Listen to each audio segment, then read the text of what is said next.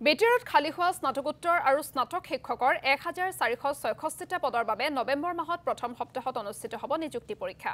এই ঘোষণা বিটিচিৰ শিক্ষা সচিব অমৰজ্যোতি বৰ্মনৰ। নিযুক্তি পৰীক্ষাৰ বাবে আবেদন কৰিছিল 19,775 গৰাকী প্ৰাৰ্থীয়ে। 23 জুলাইৰ পৰা 31 জুলাইলৈ আবেদনকাৰীসকলক পৰীক্ষাৰ মাচুল অনলাইন যোগে দিবলৈ বেটিয়াৰ প্ৰশাসনে জনাইছিল যদিও আবেদনকাৰী 19,000ৰ ভিতৰত 30% প্ৰাৰ্থীয়েহে অনলাইন যোগে মাচুল আদায় দিয়ে। মাচুল আদায় দিয়া প্ৰাৰ্থী কমি যোৱাত পুনৰ মাচুল আদায় দিবলৈ 6 আগষ্টৰ পৰা 13 আগষ্টলৈ সময়সীমা বান্ধি দিছিল বেটিয়াৰ চৰকাৰে।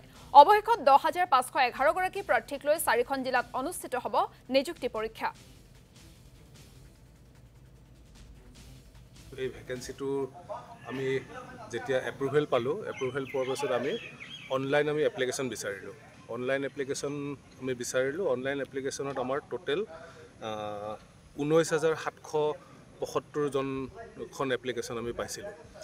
তাৰপিছত এপ্লিকেশ্যনখিনি পোৱাৰ পিছত আমি অসম গভৰ্ণমেণ্টৰ যিটো তেওঁলোকৰ যিটো চিলেকশ্যন প্ৰচেছ আছে, সেই প্ৰচেছটো আমিও ইয়াতে BTCত আমি ফ'ল' কৰিছোঁ। আৰু অসম গভৰ্ণমেণ্টৰ প্ৰচেছ মতে তেখেতসকলে যিটো এডভাৰটাইজমেণ্ট দিছিলে তাতে এক্সামিনেশ্যন ফিজ আছিলে আপোনাৰ 950 টকা। গতিকে 950 টকা ফিজটো যেতিয়া ফাইনেল হৈ গ'ল, সেইটো আমি অনলাইন ল'বৰ কাৰণে আমি 23 জুলাইৰ পৰা 31 জুলাইলৈকে আমাৰ পৰ্টেলটো খোলা আছিলে। সেইখিনি সময়ত আমাৰ 9,911জন প্ৰাৰ্থীয়ে তেখেতসকলে অনলাইন ফিজটো জমা দিলে। চ' অনলাইন ফিজটো জমা দিয়াৰ লগে লগে এপ্লিকেশ্যন প্ৰচেছটো কমপ্লিট হৈ যায়। তাৰপিছত আমাৰ ওচৰত কিছুমান আবেদন আহিল যে কিছুমান কেণ্ডিডেটে সেইখিনি সময়ত তেওঁলোকে ফিজটো দিব পৰা নাই। গতিকে আমাক তেখেতসকলে আবেদন কৰিলে যে সময়সীমাটো বঢ়াই দিব লাগে।